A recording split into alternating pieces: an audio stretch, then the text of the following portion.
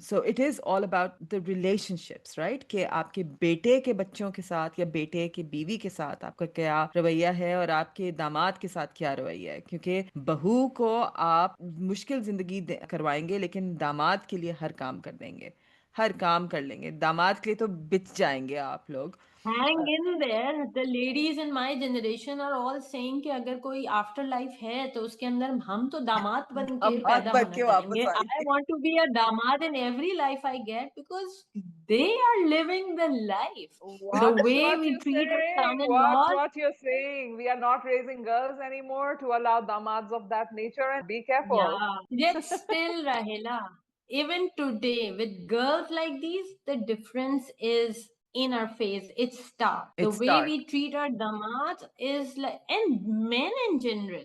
Hmm. If you see a father doing bare minimum, क्या बाप है भाई, प्लेटें रख देता है, धो के रख देता है. कितनी If the बड़ी बात है। mother does twice, thrice, 4 times the work, तो क्या हो गया? रूटीन है, माँ के तो काम है, क्यों भाई? काम है। हम जिस माशरे में रहते हैं वहाँ औरतों के साथ बहुत सारा ये सुलूक मजहब के नाम पे, उसके नाम पे पता होता नहीं है, लेकिन गलत होता है। कहाँ से.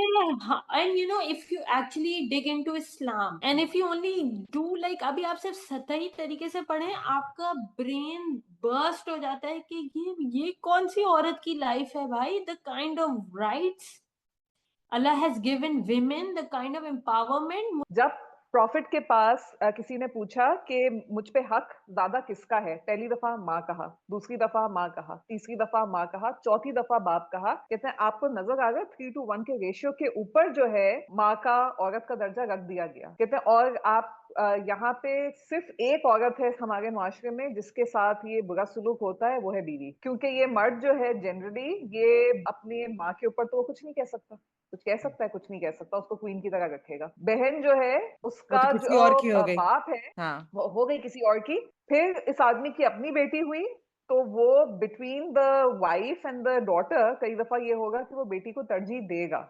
आप देखें कि हर रिश्ते के अंदर कहीं ना कहीं औरत को मिल गया, जहां फंस रही है वो सिर्फ बीवी फंस रही है, क्योंकि बीवी पता नहीं कहां से आई. सारा religion, and I am a mother my self, मगर 2 जनरेशन से सारा रिलीजन आपको माँ बाप की अतात के ऊपर बेस मिलेगा, जबकि रिलीजन में कहीं भी माँ बाप की अतात नहीं है. And I am saying this as a parent myself. I have a kid, my kid is not obligated to obey me.